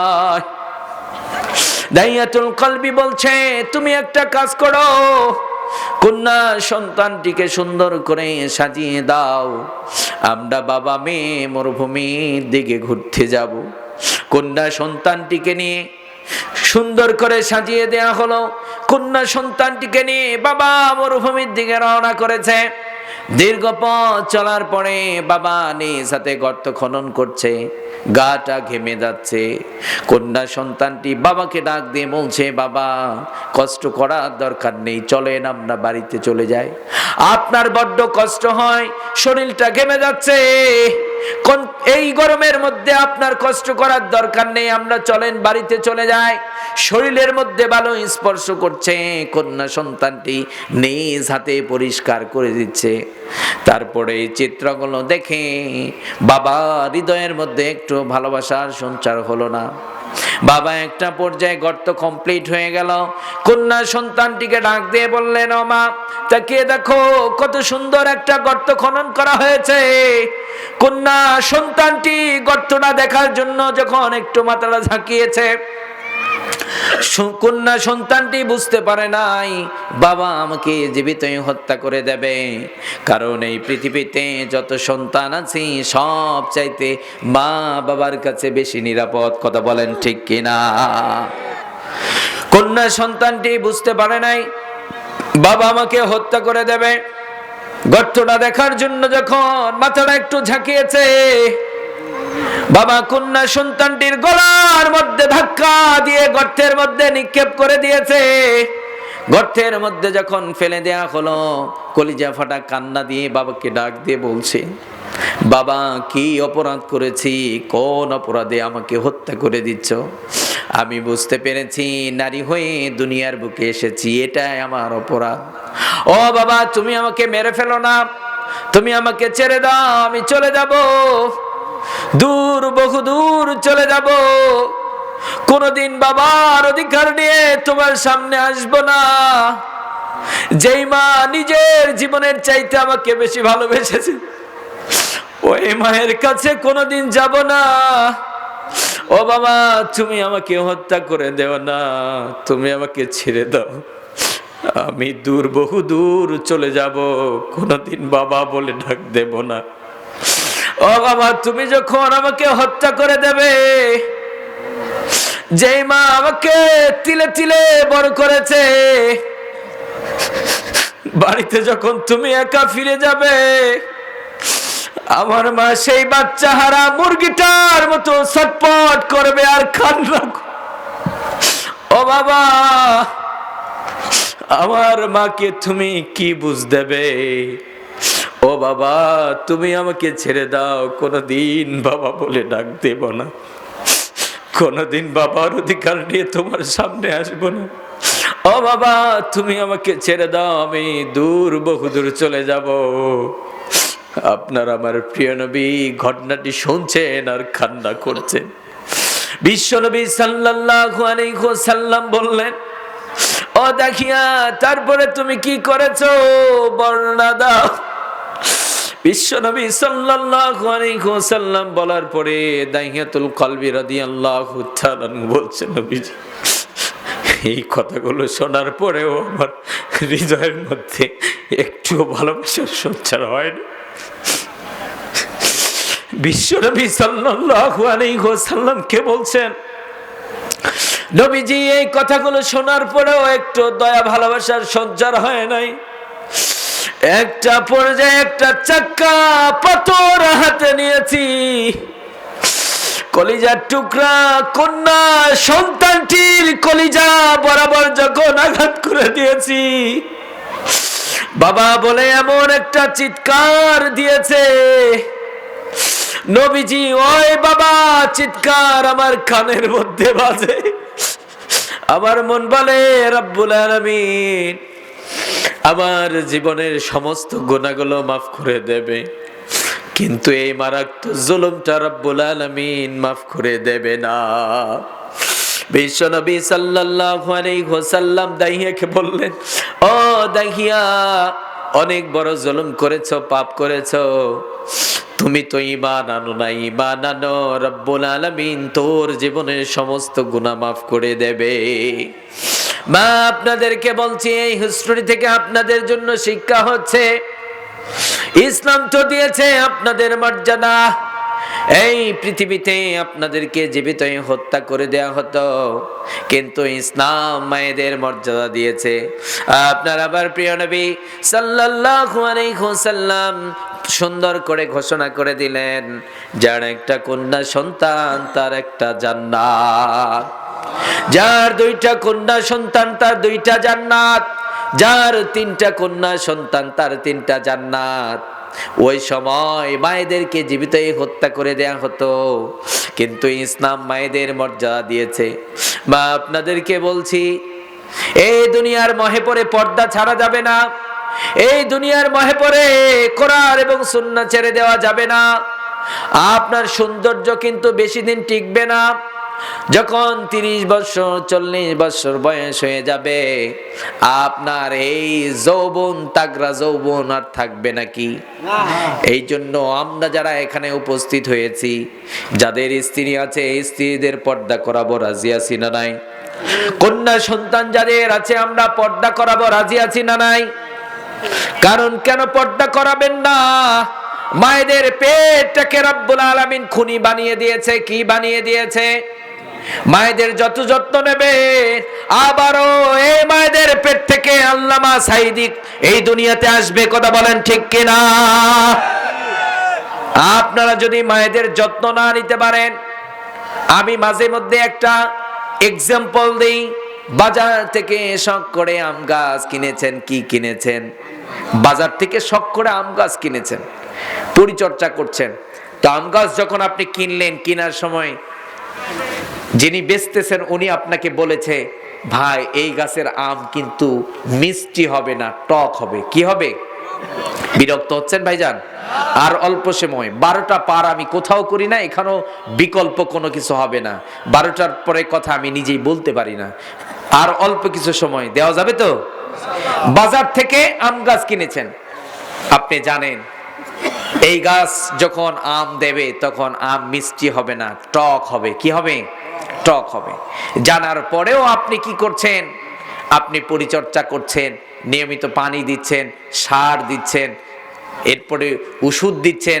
দীর্ঘদিন পরিচর্যা করার পরে যখন গাছ আম দিতে শুরু করেছে, আম খাচ্ছেন আর গাছকে গালি দিচ্ছেন আর বলছেন, এতদিন পরিচর্যা করেছি, তোমার মতো বেঈমান আর কে হবে? এতদিন কষ্ট করলাম এই টক আম খাওয়ার জন্য। কথা কয় না? আপনি যদি বলেন, গাছ আপনাকে ধিক্কার দিয়ে বলছে, তোমার মতো বেকুব আর মূর্খ কে হবে? তুমি জানার পরেও আমাকে পরিশ্রম করে করে আমাকে তিলে তিলে বড় করেছো, তোমাকে টক আম খেতেই হবে। তাহলে লাগিয়েছেন টক আম, মিষ্টি আমের আশা করলে হবে না। কিন্তু যখন আপনি বাজার থেকে জানেন এই গাছটি যখন আম দেবে, মিষ্টি আম দেবে, ওইটাতে পরিচর্যা করার পরে আর গালি দিতে হবে না, মিষ্টি আম পাবেন। কথা বলেন ঠিক কিনা? আজ যে মায়েরা বেপরদায় চলে, যুবক ভাই যারা আছেন, বেপরদা মেয়েকে আমরা বিবাহ করব না, একটা স্লোগান তোলা যাবে? আজকে যারা যুবক এখানে আছেন, এই গ্রামে সংঘবদ্ধ একটা প্ল্যাটফর্ম গড়ে তোলেন। আমরা কোনো বেপরদা নারীকে বিবাহ করব না। সারা বাংলাদেশের যত যুবক ভাই আছেন সবাই যদি আন্দোলন শুরু করে, আগামীকাল থেকে দেখবেন তারা পর্দা করতে বাধ্য। কথা বলেন, পর্দা করতে বাধ্য। নারীর অধিকারের কথা বলে, তারা মনে করে নারীদেরকে ঘর থেকে বের করে বেপর্দায় ছেড়ে দেয়, এটা বড় কিছু পাওয়া। মায়েরাও মনে করে এটা তো বড় স্বাধীনতা। শিয়াল যদি হাঁসের স্বাধীনতার স্লোগান দেয়, এটা মানায় না। কারণ শিয়ালের ভিতরে এমন বদ অভ্যাস আছে, হাঁস দেখলে খালি কলিজা খাবার চায়। কি খাবার চায়? তাহলে হাঁস শিয়ালের কাছে কোশ্চিন কালেও নিরাপদ নয়। কথা বলেন। আল্লাহ সুবহান ছেলে এবং মেয়েকে সৃষ্টি করেছেন, বিধান দিয়েছেন অবৈধ কোনো সম্পর্ক চলবে। অনেকে বলে আমরা নারী পুরুষ এক জায়গায় থাকি, কোনো সমস্যা তো হয় না। ওর ব্যাটারি কি ঠিক আছে? ওর ব্যাটারি কি ঠিক আছে? আর যদি ঠিক থাকার পরেও বলে কোনো সমস্যা নাই, ও ধান্দাবাজ। কথা কয় না, ও ধান্দাবাজ। ও নারীকে ভোগ করতে চায়। তাই তো আমরা মাঝে মধ্যে দেখি চাকরির লোভ দেখিয়ে অফিসে ডেকে নেয়, চাকরি দেওয়ার লোভ দেখিয়ে তাকে ধর্ষণ করে। এগুলো আবার সোশ্যাল মিডিয়ায় প্রকাশ হয়। আছে না নাই? আছে না নাই? মা আপনাদেরকে বলছি, বোন আপনাদেরকে বলছি, আপনি কেন চাকরি করবেন? ইসলাম তো আপনাকে রাজরানী বানিয়ে দিয়েছে। একটা নারীকে ইসলাম 3 ভাবে মর্যাদা দিয়েছে। কয় ভাবে? নারী কয়টা? একটা নারী। একটা নারীকে রব্বুল আলামিন 3 ভাবে মর্যাদা দিয়েছে। বিশ্বনবী সাল্লাল্লাহু আলাইহি ওয়াসাল্লাম বলে দিলেন, যার একটা কন্যা সন্তান তার একটা জান্নাত। তাহলে কন্যা সন্তান জান্নাত পাওয়ার মাধ্যম। কথা বলেন ঠিক কিনা? ওই নারীটা সর্বপ্রথম কন্যা হিসাবে মর্যাদা পেল কি পেল না? কন্যা সন্তান হিসাবে মর্যাদা পাচ্ছে বাবার কাছে। আপনারা বলুন তো, আপনাদের এই এলাকায় যারা ভাই আছেন, বোনদেরকে কম মহাব্বত করি না বেশি করি? এত বেশি করি। নিজের পায়ে স্যান্ডেল নেই, বোনের যা আবদার সাথে সাথে পূরণ। আছে না নাই? কারণ ভাইয়ের হৃদয়ের মধ্যে বোনদের জন্য ভালোবাসা অন্যরকম। কথা বলেন ঠিক কিনা? বাবা মা হৃদয়ের মধ্যে সন্তানের জন্য ভালোবাসা অন্যরকম। কিন্তু ইসলাম এমন ভাবে মায়েদের মর্যাদা দিয়েছে, অনেকে মনে করে বোনদেরকে ঘরের মধ্যে ঢুকিয়ে দিয়েছেন, নারীদেরকে পর্দার মধ্যে থাকার কথা বলে নারীদেরকে ইসলাম ঠকিয়েছে। ঠকায় নাই। কেমনে ঠকিয়েছে আপনি একটু চিন্তা করেন তো। কন্যা হিসাবে মর্যাদা পাচ্ছে। আপনার বাবার ধরেন 50 বিঘা সম্পদ, দুটো ভাই। আপনারা বলুন তো, আপনার বাবার সম্পদ আপনার ভাই যদি পায়, আপনারা 2 ভাই যদি পায় থাকেন, আপনার বোন পাবে কি পাবে না? পাবে কি পাবে না? তাহলে বাবার কাছ থেকে অর্থনীতি আলাদা একটা অ্যাকাউন্টের ব্যবস্থা করে দিলেন। কিন্তু এই সম্পদটা বাবার সাথে তো আমরা ভাইয়েরা পরিশ্রম করে কামাই করেছি। কথা বলেন ঠিক কিনা? ফ্যামিলির বড় ছেলে ছোট ছেলে সবাই পরিশ্রম করে করে এই সম্পদগুলো কামাই করে।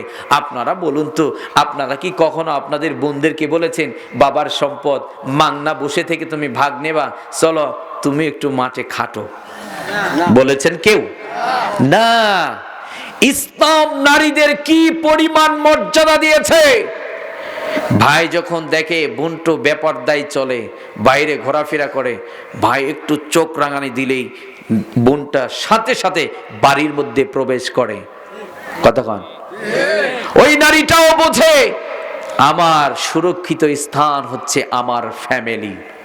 কোথায়? আমার ফ্যামিলি। তাহলে একটা নারী কন্যা হিসাবে মর্যাদা পেল। সর্বপ্রথম কন্যা হিসাবে মর্যাদা পেল। বাবাকে বলল লালন পালন করো, জান্নাতি হবা তুমি। শুধু লালন পালন করলেই জান্নাতি হওয়া যাবে না, শর্ত আছে। তাকে আল্লাহকে চিনাতে হবে। কি চিনাতে হবে? আল্লাহকে চিনাতে হবে। ইলমে দ্বীন শিখিয়ে দিতে হবে। এমন একটা ছেলের হাতে আপনার মেয়েকে উঠিয়ে দেবেন যে আল্লাহকে চেনে, নামাজ পড়ে, মুত্তাকি, পরহেজগার। কিন্তু আমাদের সমাজে ভ্যান চালকের মেয়ে যদি সুন্দর হয়, বলে হুজুর লাগবো কয় লাখ, কয় লাখ লাগবো, দিতে রাজি আছি, সরকারি চাই। কথা কয় না?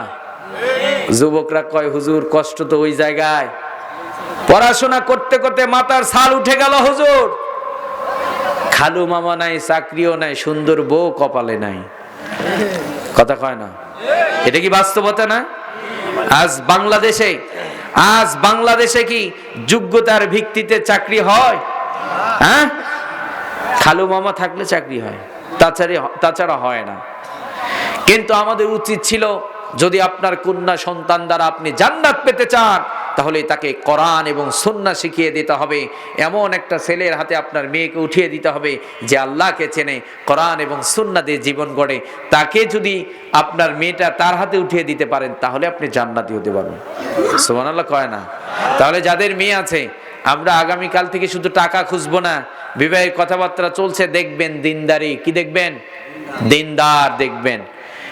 তাহলে একটা নারীকে সর্বপ্রথম কন্যা হিসাবে মর্যাদা দিল। ওই নারীটাই যখন আস্তে আস্তে বেড়ে উঠছে, অনেক মা আলোচনা শুনছেন, এই জন্য আমি কথাগুলো বলছি, বিরক্ত হচ্ছেন আপনারা? মায়েরা যদি নিজেদের মর্যাদা না বুঝতে পারে, মর্যাদা দিল কে এটা না বুঝতে পারলে তো তার ইসলাম মানবে না। ওই নারীটাই যখন আস্তে আস্তে বেড়ে উঠছে, আপনাকে আমাকে বিবাহ দিতে হবে। আপনার মেয়ে যদি আস্তে আস্তে বেড়ে ওঠে, বিবাহ দেওয়ার দরকার আছে না নাই? ইসলাম সেখানে বলছে যখন প্রাপ্তবয়স্ক হয়ে যাবে বিবাহ দেবেন। ইসলাম বলছে আপনি অন্য একটা নারীকে বিবাহ করতে চান, আপনি যখন বিবাহ করবেন, ইসলাম বলছেন যখন বিবাহ করবে তখন নগদ মোহর দিতে হবে। কি দিতে হবে? মোহর দিতে হবে। এটা ফরজ করে দিয়েছেন কে? মোহর ফরজ না নফল? বাংলাদেশে না দিলেও হয়, বাংলাদেশে মোহর না দিলেও হয়। মোহর লিখে রাখো, সারাসারি তো হবে, ওই সময় দিতে হবে। কথা কয় না? হায় হায়, এত যে আপনার কথা কন না ভাই, কষ্ট পাইছেন? যদি মান অভিমান থাকে বলেন না, কষ্ট করার দরকার নেই, দোয়া করে সবাই একসাথে চলে যায়। আর যদি মনে করেন হুজুর একটু কথা বলেন শুনি, তাহলে আপনারা একটু সাপোর্ট দেন। মোহর না দিলেও চলে, শুধু লিখে রাখো। চিন্তা করে লেখো 3 লাখ, যাতে করে যত কষ্টই হোক না কেন না ছাড়তে পারে। কিন্তু ইসলাম কত সুন্দর তালাকের ব্যবস্থা, তালাকের ওয়ে রেখে দিয়েছেন। কিসের জন্য? কারণ হচ্ছে আপনি বিবাহ করেছেন, একটা মেয়ের সাথে আপনার নাও হতে পারে, আপনার মনোমালিন্য চলছে, তার সাথে আপনার হচ্ছে না। ইসলাম বলছে কিছু ওয়ে আছে, ফলো করার পরেও যদি না হয়, তাহলে তুমি প্রসেস অবলম্বন করে তালাক দিয়ে দাও। কি করো? তালাক দিয়ে দাও। অনেক পুরুষ বলে হুজুর এত কষ্টের মধ্যে আছি, অশান্তির আগুনে দাও দাও করে জ্বলছি হুজুর, কেন? স্ত্রীর সাথে হচ্ছে না, তালাক দিয়ে দেন। প্রসেস অবলম্বন করে তাকে ওয়াজ করেন, তাকে বুঝান, মুরব্বীদেরকে নিয়ে সালিশ করেন, তারপরেও যদি না হয় তালাক দেন। হুজুর কি আর সালিশ করব, কি আর ওয়াজ করব, হুজুর আমার তো টাকা পয়সা নাই, বিয়ের সময় 3 লাখ টাকা মোহর, আমি এটা দিতে পারবো না হুজুর, এই জন্য তালাক দিচ্ছি না। এই যে দেখেন, কোরআন এবং সুন্নাহ বাদ দিলে, যেখানেই কোরআন এবং সুন্নাহ থাকবে না, সেখানেই বিপর্যয়, সেখানেই অশান্তি। কথা বলেন ঠিক কিনা? তাহলে ইসলাম একটা নারীকে কন্যা হিসাবে মর্যাদা দিল, ওই নারীটাকেই ইসলাম স্ত্রী হিসাবে মর্যাদা দিচ্ছে। নগদ মোহর দিয়ে দাও। স্বামীকে বললেন তার যা কিছু প্রয়োজন তুমি তাকে দিয়ে দাও। কি করো? দিয়ে দাও। ওই নারীটাই যখন আস্তে আস্তে বৃদ্ধ হয়ে যাচ্ছে, বয়স হয়ে যাচ্ছে, ওই একটা নারী এইবার এমন একটা মর্যাদা পাচ্ছে, আল্লাহর পরেই সেই মায়ের স্থান। কথা বলেন ঠিক কিনা? ওয়া ক্বাদা রাব্বুকা আল্লা তা'বুদু ইল্লা ইয়াহু ওয়া বিল ওয়ালিদাইনি ইহসানা। রব্বুল আলামিন বলছেন আমার গোলামীর পরে তোমার পিতা মাতার স্থান। তাহলে ওই নারীটাকেই রব্বুল আলামিন এইবার মায়ের মর্যাদা দিচ্ছে। বিশ্বনবী সাল্লাল্লাহু আলাইহি ওয়াসাল্লাম বলছেন আল জান্নাতু তাহতা আকদামিল উম্মাহাত। বিশ্বনবী সাল্লাল্লাহু আলাইহি ওয়াসাল্লাম বলছেন তোমার মায়ের পায়ের নিচে তোমার জান্নাত। সুবহানাল্লাহ। জান্নাত পেতে হলে তোমার মার খেদমত করো। আমাদের মা আছে না নাই? সবার মা আছে তো? মায়ের কাছ থেকে দোয়া নেবেন। কি নেবেন? মায়ের কাছ থেকে দোয়া নেবেন। তাহলে আমি বলছিলাম যারা প্রকৃত মুমিন হবে তারা আল্লাহকে ভয় করবে। আল্লাহকে যখনই ভয় করবে তখন তাদের দ্বারা কোনো অপরাধ হবে না। আল্লাহর ভয় আমরা লালন করব। রাজি আছি তো? মা আপনারা যারা আছেন আল্লাহকে ভয় করে চলবেন। দ্বিতীয় নাম্বার, রব্বুল আলামিন বলছেন وَإِذَا تُلِيَتْ عَلَيْهِمْ آيَاتُهُ زَادَتْهُمْ ঈমানা। রব্বুল আলামিন বলছেন যারা প্রকৃত মুমিন হবে ওই মুমিনগুলোর সামনে যখন কোরআনুল কারিমে তেলাওয়াত করা হবে, কোরআনুল কারিমে তেলাওয়াত মুমিন বান্দার ঈমানগুলোকে বৃদ্ধি করে দেবে। সুবহানাল্লাহ। কোরআনের তেলাওয়াত তাহলে মুমিন বান্দার ঈমানগুলোকে বৃদ্ধি করে দেয়। কি করে? কোরআন তেলাওয়াত করার দরকার আছে না নাই? নিয়মিত কোরআন পড়তে হবে, কোরআন বুঝতে হবে, কোরআনের রাজ কায়েম করবার জন্য সংগ্রাম করতে হবে। কারণ আপনার আমার ঈমান যদি বৃদ্ধি করতে চান তাহলে কোরআনের দরকার। কোরআন ছাড়া আপনার ঈমান বৃদ্ধি হবে নাকি? হবে না। বা আপনারা যারা আছেন নিয়মিত কোরআন পড়বেন। আপনি কোরআন পড়ছেন, আপনার সন্তানকে কোরআন পড়ান, আপনি কোরআনুল কারিমে তেলাওয়াত করছেন, আপনার কন্যা সন্তানটিকে কোরআন শেখান। যখন বাড়িতে কোরআনুল কারিমে তেলাওয়াত হবে আসমান ফেরে আপনার ফ্যামিলিতে বারাকা নাজিল করবেন একজন, তিনি কে? তাহলে মুমিন বান্দার ঈমান বৃদ্ধি করে কোরআনুল কারীম তেলাওয়াত। কোরআনের তেলাওয়াত বন্ধ করতে হবে না চালু করতে হবে? কিন্তু আজকে কোরআনুল কারীমের তেলাওয়াত বন্ধ হতে শুরু করেছে। আজ থেকে আমরা 20 বছর 30 বছর পূর্বে শুনতাম আপনার দাদা, আপনার নানি, আপনার দাদি, বৃদ্ধ মানুষ, সুন্দর ঘর বাড়ি ছিল না, ভাঙা বাড়িতে কনকনে শীতের মধ্যে ওযু করে ফজরের সালাত আদায় করে ভাঙা সেই জানালার পাশে দাঁড়িয়ে গুনগুন করে কোরআনুল কারীমের তেলাওয়াত করত। কথা বলেন। কিন্তু আজকে এমনটি হয়ে গেল, কোরআনুল কারীমের তেলাওয়াত আমরা করতে চাই না। কিন্তু মুসলিম হিসাবে, ইমানদার হিসাবে নিয়মিত কোরআন পড়তে হবে, কোরআন বুঝতে হবে, কোরআনুল কারীমে তেলাওয়াত করতে হবে। কোরআনুল কারীমে তেলাওয়াত রিজিকের জিম্মাদারি একজন নেবেন, তিনি কে? বিশ্বনবী সাল্লাল্লাহু আলাইহি ওয়াসাল্লামের প্রতি যখন কোরআনুল কারীম নাজিল করা হলো, রব্বুল আলামিন সর্বপ্রথম বিশ্বনবী সাল্লাল্লাহু আলাইহি ওয়াসাল্লামকে বললেন, নবীজি আপনি মানুষকে কোরআনুল কারীমে তেলাওয়াত করে করে শোনান, কারণ এই কোরআনের মধ্যে এমন মুআজিজা দিয়েছি, এই কোরআনের তেলাওয়াত মানুষ যখনই শুনবে কুফরি নষ্ট হয়ে যাবে, তখন তারা কালেমা পড়ে মুসলমান হয়ে যাবে। সুবহানাল্লাহ। বিশ্বনবী সাল্লাল্লাহু আলাইহি ওয়াসাল্লামের প্রথম মিশনই হচ্ছে কোরআনুল কারীমের তেলাওয়াত করা। কি করা? কোরআনুল কারীমের তেলাওয়াত করা। ওই মানুষগুলো না শুনতে পারে। আবু জেহেল, উতবা, শাইবা বলে, ওয়াকাল আল্লাযীনা কাফারু লা তাসমাউ লিহাদাল কুরআনি ওয়ালগাউ ফীহি লাআল্লাকুম তাগলিবুন। রব্বুল আলামিন সেটাও কোট করে দিয়েছেন।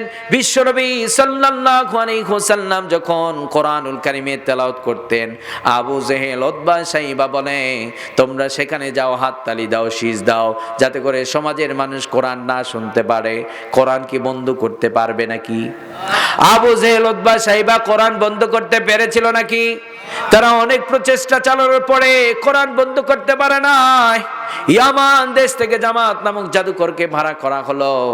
তাকে বলা হলো, মুহাম্মদ কি যেন জাদুর বাণী পড়ে, যেটা শোনার পরেই আমাদের দলের মানুষগুলো সব মুহাম্মদের দলে চলে যায়। কি যেন জাদুর বাণী পড়ে। জামাত বিশ্বনবী সাল্লাল্লাহু আলাইহি ওয়াসাল্লামের সামনে দাঁড়িয়ে আপনার আমার প্রিয় নবী সাল্লাল্লাহু আলাইহি ওয়াসাল্লামকে বলছেন, ও মুহাম্মদ কি যেন জাদুর বাণী পড়ো, যেটা শোনার পরে আবু জেহেল, উতবা, শাইবার দলের মানুষগুলো সব তোমার দলে চলে যায়। বিশ্বনবী সাল্লাল্লাহু আলাইহি ওয়াসাল্লাম জামাতকে ডাক দিয়ে বললেন, ও জামাত, যদি জাদুর বাণী হয় তুমি জাদু বিষয়ে এক্সপার্ট, যদি জাদুর বাণী হয় আমি একটু তেলাওয়াত করি, তুমি একটু শ্রবণ করো, তুমি বুঝতে পারবা। বিশ্বনবী সাল্লাল্লাহু আলাইহি ওয়াসাল্লাম তেলাওয়াত করছেন। কি করছেন? বিশ্বনবী সাল্লাল্লাহু আলাইহি ওয়াসাল্লাম তেলাওয়াত করছেন, দীর্ঘ সময় ধরে তেলাওয়াত করছেন। একটা পর্যায়ে আপনার আমার প্রিয় নবী সাল্লাল্লাহু আলাইহি ওয়াসাল্লাম তেলাওয়াত বন্ধ করে দিলেন। জামাতের চেহারার দিকে তাকিয়ে দেখে জামাতের চোখ দিয়ে দরদর করে অশ্রু পড়ে। বিশ্বনবী বললেন, ও জামাত, আমি কি তোমাকে জাদু করলাম নাকি? আবার তুমি কেন কান্না করছো? এই কথাটি বলার পরে জামাত বিশ্বনবী সাল্লাল্লাহু আলাইহি ওয়াসাল্লামকে ডাক দিয়ে বলছেন, ও মুহাম্মদ, যেই কিতাবে তেলাওয়াত ডিরেক্টলি মানুষের হৃদয়ের মধ্যে আঘাত করে, এটা পৃথিবীর কোন মানুষের বানানো কিতাব হতে পারে না। এটা আসমান জমিনের মালিক স্বয়ং তিনি নিজেই নাজিল করে দিয়েছেন। সুবহানাল্লাহ। বিশ্বনবী সাল্লাল্লাহু আলাইহি ওয়াসাল্লামকে আবার জামাত বললেন, ও জামাত, তুমি একটা কাজ করো, যেই কোরআন শুনলে ডিরেক্টলি হৃদয়ের মধ্যে আনন্দ লাগে, ভালো লাগে, তুমি আরো একটু তেলাওয়াত করো, আমি আরো একটু শ্রবণ করি। বিশ্বনবী সাল্লাল্লাহু আলাইহি ওয়াসাল্লাম তেলাওয়াত করছেন। দীর্ঘক্ষণ শোনার পরে জামাত বিশ্বনবী সাল্লাল্লাহু আলাইহি ওয়াসাল্লামের হাত খপ করে চিপে ধরলেন। বিশ্বনবীকে ডাক দিয়ে বললেন, জামাত, ও মুহাম্মদ, যেই কিতাবে তেলাওয়াত শুনলে মানুষের হৃদয়ের পরিবর্তন হয়ে যায়, আমি আর কুফরির দলে থাকতে চাই না, সেই কিতাবকে আমার জীবন সংবিধান বানাতে চাই। সুবহানাল্লাহ। এটা হলো কোরআনুল কারীমের তেলাওয়াতের মুজিজা। বিধর্মীরা তো কোরআন শুনে শুনে ইসলাম গ্রহণ করেছেন, কিন্তু আজকে আমরা, বাবা ছিল মুসলমান, সেই সূত্র ধরে মুসলমান। আজকে কোরআন আপনার আমার বাড়িতে নেই। যাদের বাড়িতে কোরআন নেই, কোরআন ঢুকাবো, রাজি আছি তো? কোরআনের তেলাওয়াত করব, সন্তানকে কোরআন শিখিয়ে দেবেন। এটা আপনার কাছে আপনার সন্তানের হক। কোরআন এবং সুন্নাহ আপনার সন্তানকে শিখিয়ে দেবেন। পারা যাবে তো? টাকার জন্য কোরআন শিক্ষা থেকে সন্তানকে বঞ্চিত করবেন না। টোটাল পৃথিবী আপনার সন্তানকে দিয়েছেন, কোরআন দিতে পারেন নাই, বিশ্ব নবী সাল্লাল্লাহু আলাইহি ওয়াসাল্লামের সুন্নাহ দিতে পারেন নাই, আপনি কিছুই দিতে পারেন নাই। আপনার সন্তানকে আপনি ধ্বংস করেছেন, কিন্তু দুনিয়ার কোনো সম্পদ দিতে পারেন নাই। কোরআন এবং সুন্নাহ দিয়েছেন, আপনার সন্তানকে আপনি সব দিয়েছেন। সুবহানাল্লাহ। কিন্তু আজকে বড় দুঃখ আর পরিতাপের বিষয়, 95% মুসলমানের দেশে ভ্যান চালকের দাম আছে, সকলের দাম আছে, কিন্তু যারা কোরআন পড়ায়, কোরআন দিয়ে জীবন গড়তে চায়, কোরআন দিয়ে দেশ গড়তে চায়, এই মানুষগুলোর মূল্যায়ন আমরা আজও করতে পারি নাই। কথা বলেন ঠিক কিনা? যারা কোরআন পড়ে তাদেরকে ভিক্ষুক বলে। হুজুর দেখলে গা জ্বালাপালা করে, চোর বাটপার দেখলে কিচ্ছু হয় না, হুজুর দেখলে খালি চুলকানে। হ্যাঁ, হুজুরে খালি দাওয়াত খেয়ে বেড়ায়। তা আপনি খান না, আপনার দেয় না তো, খাওয়ার সুযোগ পাইলে কেউ ছাড়ে না। কথা কয় না? আপনি পাইলে না খাবেন, পান না তো। মাঝে মধ্যে পান খাওয়া দেখলে বোঝা যায় কেমন খাইতেন আপনি। কথা কন। হুজুরদেরকে উপহাস করবেন না। হুজুররা অনেক কষ্টে থাকে, অনেক কষ্টে থাকে। একজন মসজিদের ইমাম সাহেবের বেতন 3000 টাকা। 3000 টাকাতে ফ্যামিলি চলে? হ্যাঁ। একজন ভ্যান চালক প্রতি মাসে 15,000 টাকা কামাই করে, তা আপনার মসজিদের ইমামের বেতন কেমনে 5,000 টাকা হয়? বিবেক এখানে জাগ্রত হয় না? যিনি আপনার নামাজ পড়াচ্ছেন, আখিরাত সুন্দর করছেন, তাকে আপনি মূল্যায়ন করবেন না তো কারে মূল্যায়ন করবেন? কোরআন যারা পড়ায় তারা সেরা মানুষ, তাদেরকে আমরা উপহাস করব না, ভিক্ষুক বলবো না। রাজি আছি তো? রাজি আছি তো? আপনার ছেলেকে ডাক্তার বানানোর আগে কোরআন শিক্ষা দেন, কোরআন এবং সুন্নাহ শিক্ষা দিয়ে দেন। কোরআন শিখিয়ে দেবে পিতামাতার কেমনে খেদমত করতে হয়। বুড়া হওয়ার পরে যখন মাঝে মধ্যে লাঠি নিয়ে দাবার দেয়, আছে না? এখন আমরা তো দেখেছিলাম কিছুদিন পূর্বে, কয়েক মাস পূর্বে আমরা আগে দেখতাম কিছু ছেলে, বখাটে ছেলে, যারা বাবার সাথে বেয়াদবি করত। ইদানিং তো দেখা যায় ডিজিটাল বাংলাদেশ, তো অনেক কিছু পরিবর্তন হয়ে গেছে। আমাদের বোনেরাও মাঝে মধ্যে বাবার দাড়ি ধরে টানাটানি করে, আছে না? নাই? আপনি বৃদ্ধ বয়সে যাই অভিযোগ করবেন, হুজুর আমার সন্তান আমার কথা শোনে না। আপনার সন্তানকে কোরআন শিখিয়েছেন?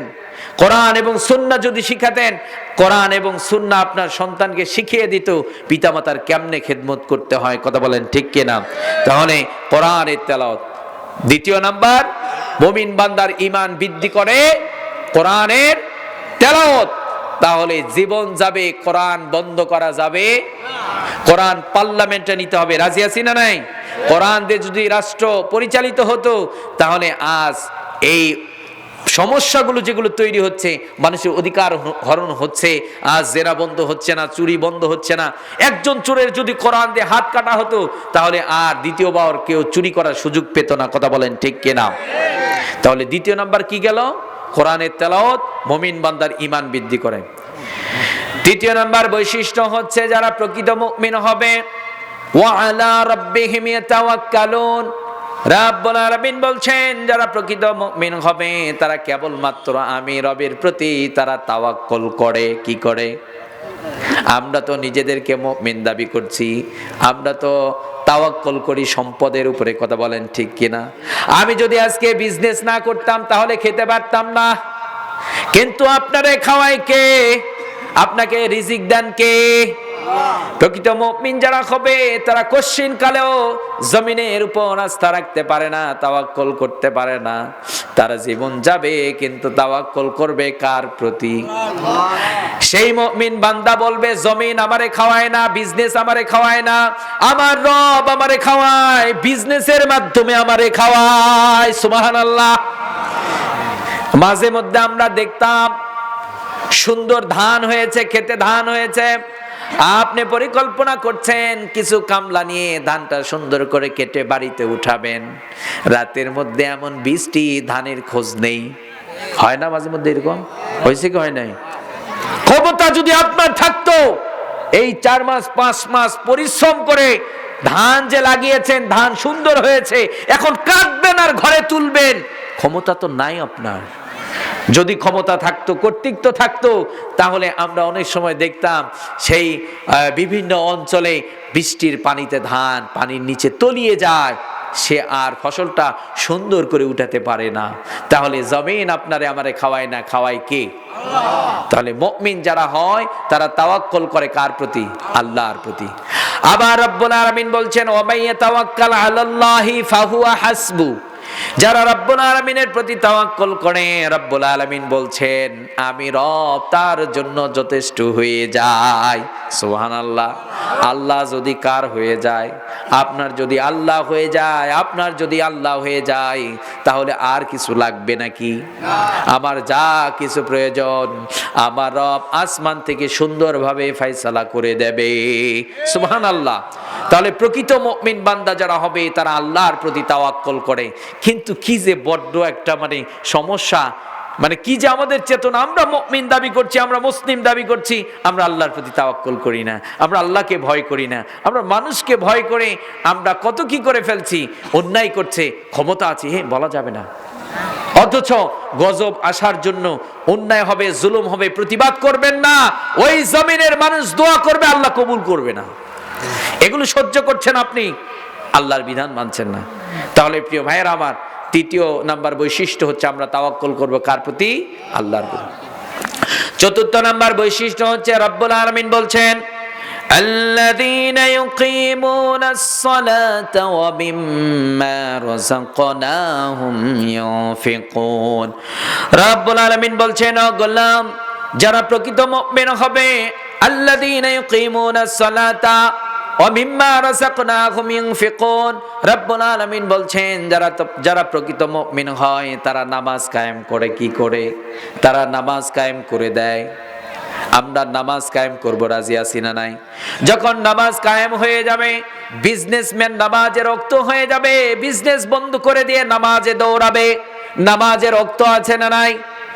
আপনার আমার মতো করে না। বিশ্বনবী সাল্লাল্লাহু আলাইহি ওয়াসাল্লাম যেইভাবে নামাজ আদায় করতে বলেছেন ওইভাবে আমরা নামাজ আদায় করব, রাজি আছি তো? বিশ্বনবী সাল্লাল্লাহু আলাইহি ওয়াসাল্লাম বলেছেন সাল্লু কামা রাআইতুমুনি উসাল্লি। বিশ্বনবী সাল্লাল্লাহু আলাইহি ওয়াসাল্লাম বলেন ও আমার উম্মতেরা, তোমরা নামাজ আদায় করো, আমি বিশ্বনবী যেইভাবে নামাজ আদায় করেছি তোমরা ওইভাবেই তোমরা নামাজ আদায় করবা। সুবহানাল্লাহ। রুকু করতে হবে, বিশ্বনবী সাল্লাল্লাহু আলাইহি ওয়াসাল্লাম যেইভাবে রুকু করেছেন আপনি সিজদা করবেন, বিশ্বনবী সাল্লাল্লাহু আলাইহি ওয়াসাল্লাম যেইভাবে সিজদা করেছেন। কিন্তু আমরা সিজদা করি কোন রকম, রুকুর তাসবিহ পড়ি না, সিজদার তাসবিহ পড়ি না, কোন রকম দাঁড়ায় যায়, আছে না নাই? আবার নামাজের মধ্যে যখন দাঁড়িয়ে যায় দুনিয়ার সব ধ্যান জ্ঞান আছে না নাই? ব্যবসার চিন্তা আছে না নাই? কিন্তু যারা সত্যিকারের নামাজি হবে, আল্লাহর সন্তুষ্টির জন্য যারা নামাজ পড়বে, তারা কশিন কালেও নামাজের মধ্যে দুনিয়ার কোনো চিন্তা আনতে পারে যেমন বিশ্বনবী সাল্লাল্লাহু আলাইহি ওয়াসাল্লামের জামাতা হযরত আলী রাদিয়াল্লাহু তাআলা আনহু জিহাদের ময়দানে পায়ের মধ্যে তীর বিদ্ধ হয়ে গেছে, সাহাবায়ে কেরামরা টানাটানি করছেন, কিছুতেই তীরটা খুলতে পারছেন না। বিশ্বনবী সাল্লাল্লাহু আলাইহি ওয়াসাল্লাম বললেন, ও আমার সাহাবারা, আলীর কষ্ট হয়, চিৎকার করে, তোমরা তীরটাকে টানাটানি করিও না, যখন নামাজে রক্ত হয়ে যাবে আলী নামাজ আদায় করবে। একজন সাহাবীকে বললেন, ও আমার সাহাবী, আলী যখন নামাজ আদায় করবে তার পায়ের তীরটাকে টান দিয়ে তুমি খুলে ফেলবা। কি করবে? টান দিয়ে খুলে ফেলবে। এই কথা বলার পরে নামাজে রক্ত হয়ে গেল, নামাজ শুরু হয়ে গেল। আলী রাদিয়াল্লাহু তাআলা আনহু নামাজ আদায় করছে, ওই সাহাবী পিছন থেকে পায়ের তীরটাকে টান দিয়ে খুলে ফেলেছে। নামাজ যখন সমাপ্তি হয়ে গেল, আলী রাদিয়াল্লাহু তাআলা আনহুকে ডাক দিয়ে বলছেন, ও আলী, তোমার পায়ের তীরটা কোথায়? আলী রাদিয়াল্লাহু তাআলা আনহু বলছেন, বিশ্বনবী, আমি আল্লাহর কসম করে বলছি, নামাজের মধ্যে দাঁড়িয়ে গেছি, কে যেন আমার পায়ে তীরটাকে টান দিয়ে খুলে ফেলেছে, আমি একটুও বুঝতে পারি নাই। এটা কেমন নামাজ? এটা কোন নামাজ? এই নামাজ, নামাজের বাহিরে পায়ের তীরটাকে টান দিলে তিনি চিৎকার করেন, যন্ত্রণায় ছটফট করেন, কিন্তু নামাজের মধ্যে তীরটাকে খুলে ফেলা হলো, কিন্তু একটু বুঝতে পারলেন না। ওই নামাজ ছিল দুনিয়া ধ্যান জ্ঞান বাদ দিয়ে আল্লাহকে পাওয়ার জন্য ওই নামাজটা হয়েছে। কথা বলেন ঠিক কিনা? ওইভাবে নামাজ আদায় করব, রাজি আছি না নাই? দুনিয়ার চিন্তা ভাবনা বাদ দিয়ে নামাজের মধ্যে দাঁড়াবেন। আজকে আবার অনেকে নামাজ পড়ে অন্যায় কাজও করে, অশ্লীল কাজও করে, কিন্তু রব্বুল আলামিন বলছেন এই নামাজ এমন ইবাদত, এই নামাজ সকল প্রকার অশ্লীল কাজ থেকে আপনাকে আমাকে ক্লিন করবে, দূরে রাখবে। সুবহানাল্লাহ। কিন্তু তাহলে তো নামাজ আদায় করছি, কিন্তু অশ্লীল পাপাচার কাজ তো আমি ছাড়তে পারছি না, কারণ নামাজ যে নামাজের মতো হচ্ছে না, তাহলে এই নামাজ কেমনে আপনাকে পাপাচার থেকে বাঁচাবে? আমরা নামাজ আদায় করব ইনশাআল্লাহ। তাহলে প্রকৃত মুমিন যারা হয় তারা নামাজ কায়েম করে দেয়, নামাজ ছেড়ে দেয় না। পঞ্চম নাম্বার, রব্বুল আলামিন বলছেন যারা প্রকৃত মুমিন হয় তারা যাকাত ভিত্তিক, যাকাত প্রতিষ্ঠা করে দেয়, যাকাত ভিত্তিক অর্থনীতি চালায়। যাকাত দেওয়ার দরকার আছে না নাই? বিধানটা কার? সম্পদ দিয়েছেন কে? অনেকে তো মনে করে এত কষ্ট করে সম্পদ কামাই করেছে। কি ভাইজান ওঠাউঠি শুরু করলেন কেন? দোয়া হবে তো, একজনও উঠবেন না। সম্মানিত ভাইয়ার আমার, সম্পদ দিয়েছেন কে? সম্পদ দিয়েছেন আল্লাহ। আল্লাহ বলছেন আমি যে সম্পদ দিয়েছি এরা যাকাত দেবে। কি করবে? যাকাত। যাদের উপরে যাকাতের বিধান দেওয়া হয়েছে তারা যাকাত দেবে। কিন্তু আজকে আমরা যাকাত দেই না, দান সাদকা করি না, মনে করি সম্পদটা আমি কামিয়েছি, এগুলো সব আমার। আচ্ছা, আমি যদি বলি এই 50 বিঘা সম্পদ আমার, এই বলার পরে আমি মরে যাব, আমার সন্তান বলবে, এইভাবে বলতেই থাকবে। আপনারা বলুন তো, সম্পদ কেউ কি কবরে নিয়ে যেতে পারবে? পেরেছে? কেউ নিয়ে যেতে পারবে না। সম্পদ কার? আমাকে কাজের লোক দেখাশোনার জন্য রেখে দিয়েছেন কে? এগুলো আমানত, খেয়ানত করা যাবে না। সম্মানিত ভাইয়েরা আমার, তাহলে আমরা আল্লাহ যে সম্পদ দিয়েছেন, আমরা এই সম্পদগুলো আল্লাহর রাস্তায় খরচ করব ইনশাআল্লাহ। সম্মানিত ভাইয়েরা আমার, আজকের এই তাফসীর মাহফিলটি হচ্ছে মসজিদের উন্নয়ন কল্পে। আল্লাহ সুবহানাহু ওয়া তাআলা আপনাকে আমাকে কাল কিয়ামতের মুসিবতের দিন জিজ্ঞাসা করবেন, সম্পদ কোথায় কিভাবে কামিয়েছো, কোথায় কিভাবে খরচ করেছো। জিজ্ঞাসা করা হবে কি হবে না? 10,000 টাকা। নাম কি? মোহাম্মদ সাইফুল আলম।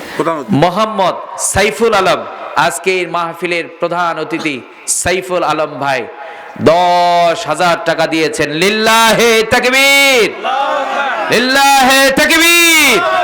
রব্বুল আলামিন আমার প্রিয় ভাইয়ের দানকে কবুল করেন, মনের আশা পূরণ করেন, সকল প্রকার বালা মুসিবত থেকে হেফাজত করেন। সবাই পড়েন আমিন। ফ্যামিলি থেকে আপন জন যারা রক্তের বন্ধন ছিন্ন করে যারা কবরের বাসিন্দা হয়েছে, তাদের কবরগুলোকে জান্নাতের টুকরা বানিয়ে দেন। সবাই পড়েন আমিন। ভাইরা, সম্পদ দিয়েছেন আল্লাহ, সম্পদ আল্লাহর রাস্তায়। কি লিখছেন হুজুর? কি